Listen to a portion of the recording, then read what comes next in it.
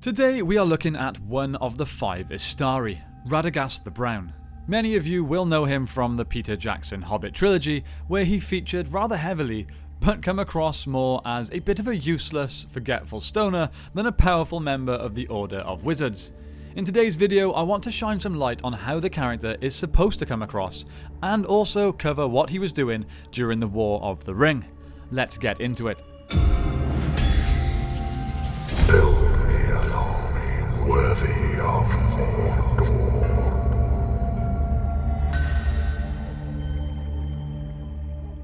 Before we get too far, guys, I'm really happy to announce for the first time that we have just launched a brand new channel, The Batcave, a Batman universe lore channel. The style of content will be very similar to what you get here, but of course centered around characters from the Batman universe. I'll be covering lots of stuff from the comics, the upcoming Matt Reeves movie, Batman the Animated Series, the games, and much more. As of making this video, the channel has 25 subscribers. I'm hoping with the help of the Brohirim, aka you guys, we can get it up to over 500. So if you don't mind, please go over there and show some support. Thank you so much. Let's get back to the video. So let's begin with the earlier parts of Radagast's existence. He was once a Maya of Yavanna named Eowendil. Maya were spirits that existed before time who eventually descended into the world to help the Valar shape it. After the Valar discovered the primeval elves at Cuivienen, Eowendil was sent there with several other Maiar to guard the elves from the forces of Melkor. After the defeat of Morgoth, the Valar grew concerned about the growing power of Sauron within Middle-earth. Manwë summoned a council of the Valar, and it was decided that they would send the Maiar as emissaries to Middle-earth to aid the Free Peoples. Aule chose Carumo, later known as Saruman, Orome chose Alatar, and Manwë chose Alorin, later known as Gandalf. Yavanna subsequently begged Carumo to take Eowendil with him, much to Carumo's displeasure. Then around the year 1000 of the Third Age, the Maiar arrived upon the shores of Middle-earth, having the form of old men, whom the peoples would call wizards. Carumo arrived first and alone. Then Eowendil arrived at the same time as Alorin. In Middle-earth, he was then known as Radagast the Brown, as he dressed in brown robes. Once their mission in Middle-earth began, the Istari began to roam, but Radagast was not known to be much of a traveller, so very little is told about his early travels, but we do know that by later in the Third Age he had settled down in Rhosgobel, somewhere between the Carrock and the Old Forest Road. We can assume that he was most likely there to keep watch against the growing shadow of Dol Guldur.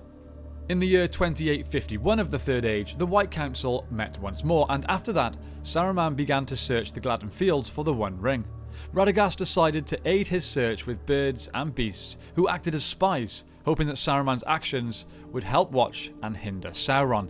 Radagast did so in good faith, knowing nothing of Saruman's real intentions to keep the ring for himself. Now, what do we actually know about Radagast as a character? Well, we know he was far more concerned about the plants and animals than he was about the world of men. So he didn't participate heavily within the actions leading up to and during the War of the Ring, but we can put together a few things from the limited amount of information that Tolkien left us to tell us what exactly he was doing. Tolkien's work doesn't actually shed too much light on Radagast's personality. Most of what we do know come from a few defining characteristics mentioned in the Unfinished Tales chapter, the Istari. Saruman was the chief of the Order of Wizards, and Gandalf came next in the order. Radagast, meanwhile, held much less power and wisdom. Radagast actually displayed some qualities of innocence and naivety, which led to Saruman taking advantage of him and using him to further his plans. Saruman actually considered him to be a simple-minded fool and thought that his behaviour was contrary to how the Istari should behave. It's actually here that Radagast's actions during the War of the Ring first begin. We know that when Saruman first began his search for the One Ring, Radagast aided him by using his beasts and birds to act as spies, hoping that these actions would help hinder Sauron, as I mentioned earlier. Again, this was Saruman taking advantage of him. Then in the summer of 3018, Saruman told Radagast that he was willing to help Gandalf in his quest and asked the Brown Wizard to seek out Gandalf at once. So Radagast journeyed all the way towards the Shire in search for his Grey Companion. They eventually met near Bree, and Radagast warned Gandalf that the Nazgul were around disguised as Black Riders, and they had been asking around about news of the Shire. He also passed on Saruman's invitation to Gandalf, and with that done, he rode back towards Mirkwood. However, by sending Gandalf to Orthanc, he unwillingly had him captured. Saruman's message proved to be a trap, but Gandalf did not believe that Radagast was knowingly a part of Saruman's plans.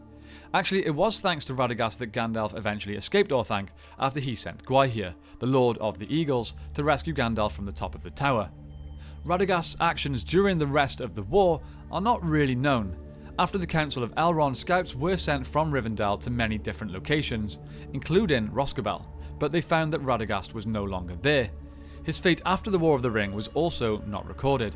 The only other knowledge that we may have on his whereabouts are just pure speculation on a mystery that will sadly never be confirmed now that Tolkien is dead.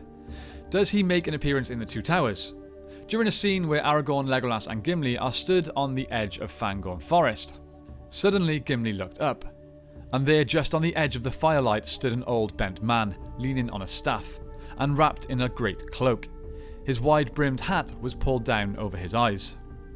Gimli is very quick to suggest that this man in question was Saruman, but as Aragorn says, this old man had a hat, not a hood, which was unlike Saruman's usual hooded appearance.